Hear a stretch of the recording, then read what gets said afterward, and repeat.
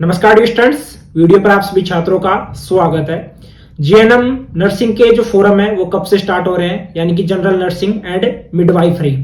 इसी के साथ में इसके लिए जो फोरम है वो कौन कौन भर सकते हैं, 2024-25 के लिए फोरम है वो कब से स्टार्ट हो रहे हैं, जो सिलेक्शन प्रक्रिया है, एक तरीके से आवेदन प्रक्रिया है वो किस तरीके से रहेगी, फीस इसके लिए क्या रहने वाली है, एज क्या रहेगी, उसी के बाद में गवर्नमेंट कॉलेज आपके लिए बेस्ट रहेगी, साथ में प्राइवेट कॉलेज आपके लिए बेस्ट रहेगी, उसी के बाद में सिलेबस क्या रहेगा, पैटर्न क्या रहेगा, उसके बाद में यहाँ पर फीस क्या रहने वाली, इसी के साथ में जीएनएम है वो क्या होता है, पूरी जानकारी इस वीडियो में आप सभी छात्रों को दी जाएगी। सबसे पहले आपको मैं क्लियर करूंगा कि जो आपके लिए एडमिशन प्रोसेस है 2024 के लिए वो कब से स्टार्ट होने वाला है। जितने भी यहाँ पर ऑल इंडिया के स्टूडेंट है या राजस्थान के स्टूडेंट है, आप सभी छात्रों के लिए काफी इंपॉर्टेंट आज का वीडियो होने वाला है।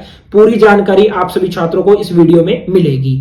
अब देखो, जो स्टूडेंट अभी फिलहाल जिन्होंने 12th पास किया है, 12th पास करने के बाद में जिन्होंने एक तरीके से सोचा है कि मुझे जीएनएम करनी है, तो जीएनएम आप कर सकते हो। वैसे 3 साल का ये कोर्स होता है, 6 महीने की आपकी इंटर्नशिप होती है। उसी के बाद में आप किस किस फील्ड में काम कर पाओगे, साथ में किस पोस्ट के आधार पर काम कर पाओगे, यहाँ पर अर्निंग यानी कि आप जीएनएम नर्सिंग करने के बाद में कितना पैसा आप कमा सकते हो, पूरी जानकारी इस वीडियो में आप सभी छात्रों को दी जाएगी। इंपोर्टेंट वीडियो है, वीडियो को आपको एंड तक वॉच करना है। जीएनएम नर्सिंग जो स्टूडेंट 12th पास कर लेते हैं 50% नंबर्स के साथ में या 50% परसेंटेज के साथ में, वो स्टूडेंट यहाँ पर एक तरीके से एलिजिबल है।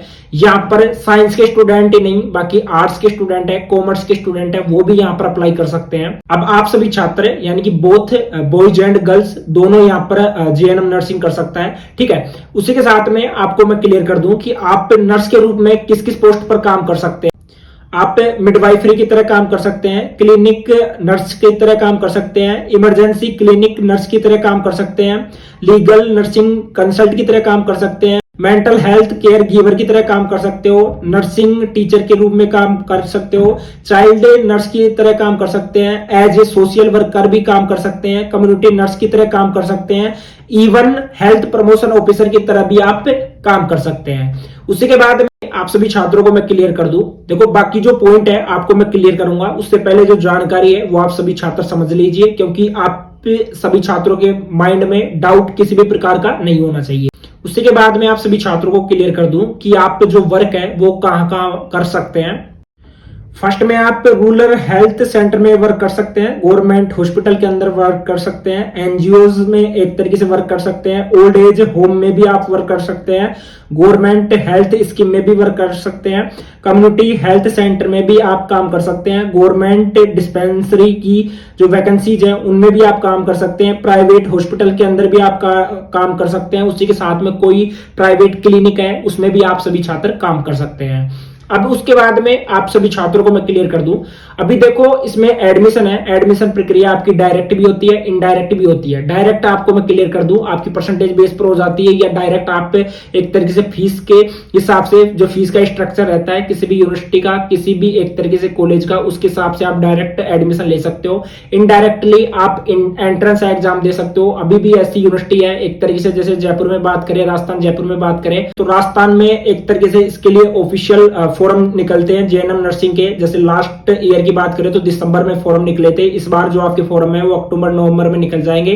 तब तक आप सभी छात्रों को थोड़ा पैसेंस रखना होगा।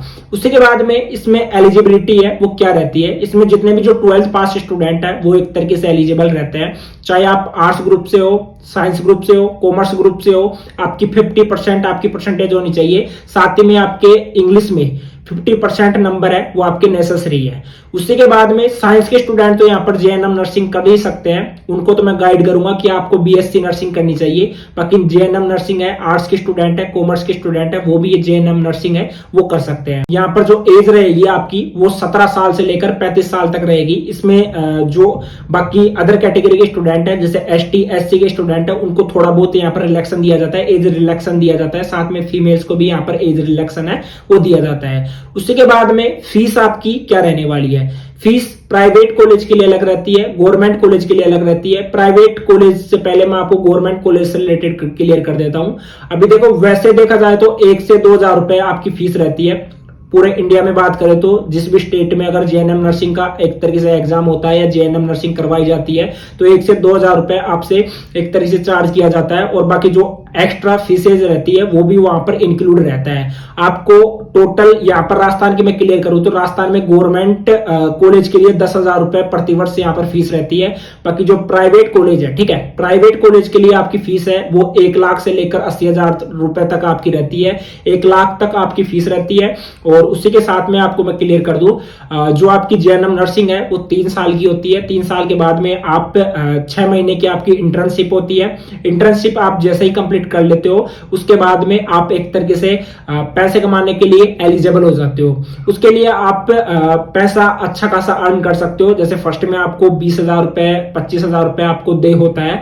और अगर आपकी स्किल्ड अच्छी है, साथ में आप एक्सपीरियंस्ड हो, एक तरीके से जैसे आप लगातार काम करते रहोगे, रेगुलरिटी आप रखोगे, कंसिस्टेंसी आप रखोगे, उसके बाद में आपका पैसा है वो उसमें बढ़ोतरी देखने को मिलेगी। अगर कुछ स्टूडेंट ऐसे भी होते हैं जो फॉरेन कंट्रीज में जाकर भी अच्छा पैसा कमा लेते हैं, लेकिन ये सब कुछ डिपेंड करता है आपकी स्किल्ड पे, ठीक है। जितनी बेस्ट आपकी स्किल्स रहेगी उसी के आधार पर आपको पैसा है वो यहाँ पर दिया जाएगा। एंट्रेंस एग्जाम है, एक तरीके से 10th बेस की इसमें साइंस आती है, वो आप अच्छे से पढ़ाई कर सकते हो। एंट्रेंस एग्जाम है वो आप सभी छात्र क्लियर कर सकते हो, क्योंकि काफी छात्र एक तरीके से इसके लिए एलिजिबल रहते हैं। अब बात करते हैं यहाँ पर सिलेक्शन प्रोसेस क्या रहता है, यानी कि एक तरीके से एडमिशन प्रोसेस क्या रहता है। एडमिशन का मैं क्लियर कर देता हूँ। अगर आप जैसे जेएनएम नर्सिंग करते हो राजस्थान में, तो राजस्थान में आप करने के लिए आपको कुछ नहीं है, जेएनएम का एक तरीके से ऑफिशियल वेबसाइट पर एक फॉर्म निकलता है, वो फॉर्म आपको भरना होगा। फॉर्म भरने के बाद में एक तरीके से आपको कट ऑफ के आधार पर, मेरिट के आधार पर आपका एक तरीके से एडमिशन है वो कॉलेज में होता है। जो भी कॉलेज आपको सजेस्ट की जाती है उस कॉलेज में आपको एक तरीके से जाना होगा। वहां पर फीस है, जैसे 1 लाख रुपए आपकी फीस है तो 1 लाख रुपए आपको सबमिट करवाना होगा। सबमिट करवाने के बाद में, ठीक है, प्राइवेट कॉलेज की बात कर रहा हूँ, सबमिट करवाने के बाद में आपको वहां पर डॉक्यूमेंट्स है वो वेरीफाई करवाना होगा। वैसे एक तरीके से गवर्नमेंट से वो कॉलेज है अलोटेड रहती है, बाकी प्राइवेट की तरह वो पैसा है वो एक तरीके से आपसे चार्ज करती है। तो बाकी आपका जेएनएम नर्सिंग से रिलेटेड कोई कमेंट रहता है तो आप मुझे बता देना, कोई डाउट रहता है तो आप मुझे बता देना। उसी के साथ में अगर कोई स्टूडेंट अभी फिलहाल बीएससी मतलब कि अभी फिलहाल किसी भी स्टूडेंट ने पीसीबी कर रखा है तो आप बीएससी नर्सिंग के लिए अप्लाई कर सकते हैं। बाकी जो अदर कैटेगरी के स्टूडेंट है, अगर आपको जेएनएम नर्सिंग करनी है तो आप जेएनएम नर्सिंग भी कर सकते हैं। आज के इस वीडियो में इतना ही, मिलते हैं नेक्स्ट वीडियो में, तब तक के लिए जय हिंद जय भारत।